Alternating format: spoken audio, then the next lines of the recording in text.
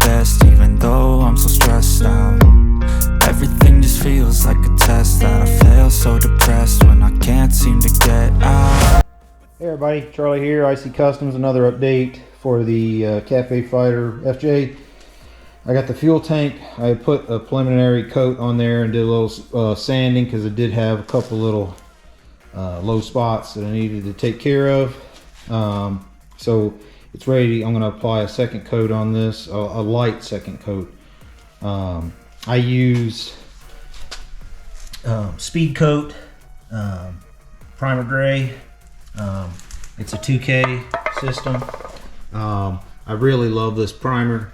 It is a heavy fill primer, so if you're looking for something really light, this is not it, but this is really good primer. You can thin it down. I've thinned it down almost 40%, and it still cured no problem. Still had a good solid feel on the tank. And I also use it to make a easy to sand body filler. I have some mixed up right now in a cup. This is 1 fluid ounce of the primer, and probably 2 fluid ounces by volume of fiberglass Cabosil. It's a thickening agent, and I put it in there, and it makes a really nice creamy paste. It still sands exactly like this. It doesn't make it soft, it doesn't make it harder. It works really well for making a easy to sand body filler. And I plan to use it on the actual headlight fairing on the inside, where sanding is a little bit more difficult to be able to get any like power tools, and where Bondo would work, but it would just be much harder to sand. When you make one-off fiberglass parts, you get these little wrinkles and stuff in there, or low spots.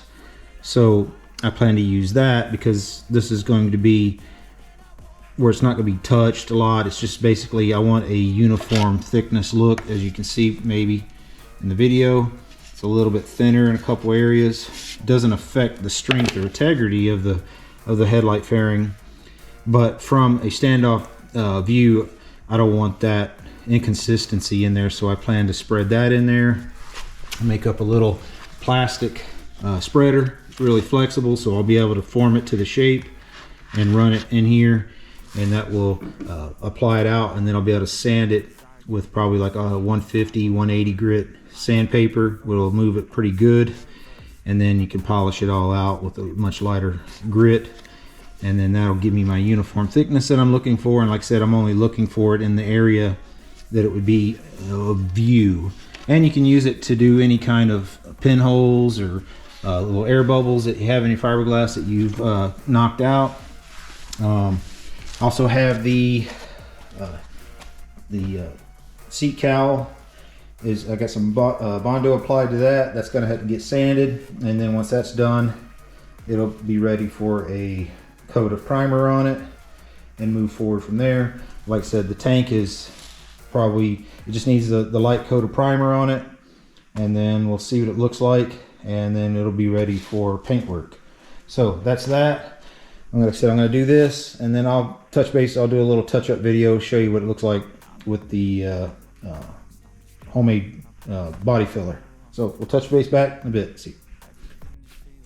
All right, I got the headlight fairing done up. I actually took some of the cream that was excess and smeared it into the pinholes and stuff that was in the actual headlight fairing. And it just basically rubbed it in with my finger so it would fill it in, and then this stuff will sand easier than the actual fiberglass, so it'll just buff right off and fill the holes. And then I apply the primer over the top, and that would be finished there. I added some on the inside. It's kind of put in there heavy. The stuff still dries really quickly, probably 2 hours, and it's ready to sand again. Maybe a little longer. I'll be leaving it overnight because it's already getting late here, and I'm not going to mess with it, but it's all done. So we'll come back, and probably the next shoot that I have for this addition to this episode will be when all the primer is added to the remaining items. I have, like I said, I have the Bondo on the seat cowl that needs to be sanded, and I had already filled in some of the pinholes with Bondo on here. You know, the Bondo sands is much harder to sand, but it'll the amount is negligible as far as the amount of excess that I have on here. I mean, yeah, there is some in this area here, and then the over. I tried to scrape most of it off, but it'll still sand much easier than the fiberglass. I put a radius on this front edge here and across the bottom edges and stuff, so when I don't have such sharp corners. Basically back in here, everything's got a light radius put on it to smooth the edges. But other than that, this is gets sanded and it'll be ready for primer. I was thinking on the tank, this area being red, and the knee cutouts in here would be a black color, and then the rear seat cowl would be red. This would be red, and the belly pan would be red. I'm trying to kind of keep it at the original color kind of layout, minus the white. The frame was silver, and I did a black chrome, still staying in the silverish theme. I'm not looking to paint it the stock looking scheme, but kind of want to stick with the stock colors if possible. If not, then I have making the decision on how to paint something is probably the hardest thing to do, because you don't want to do all that work and not look good. So that's the hard part. Anyways, feel free, drop a quote down there in the description, or not in the description, but in the comment section, and let me know what you think. See ya. Hey everybody. It's been a couple days. The day job's been kept me kind of busy, so I haven't gotten a lot done, but I have done some stuff. My new slave cylinder came back in, so I got the new one in. It does function. I can actually release it.